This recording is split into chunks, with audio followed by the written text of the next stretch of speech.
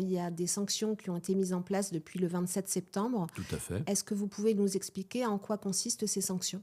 Eh bien, comme il s'agit d'un accord nucléaire, les sanctions tournent autour effectivement du nucléaire et de l'armement en général. Donc, ce ne sont pas des sanctions de type économique vis-à-vis de l'économie, du pétrole, etc. Non, elles s'appliquent au secteur armement et nucléaire. Donc, il y a une quarantaine de personnes et un peu plus de 70 organisations qui sont visées par ces sanctions, donc dans leur fonctionnement économique.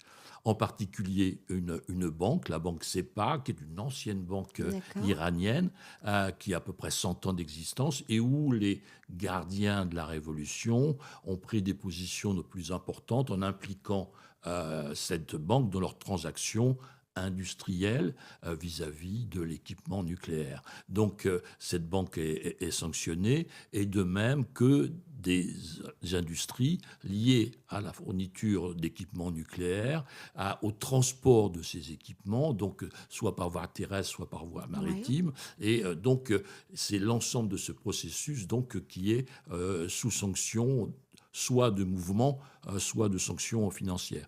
Et il y a un certain nombre de personnes, donc je vous citais le nombre de 43, je crois, qui sont liées, par exemple, à l'agence atomique iranienne, Atomique, ouais.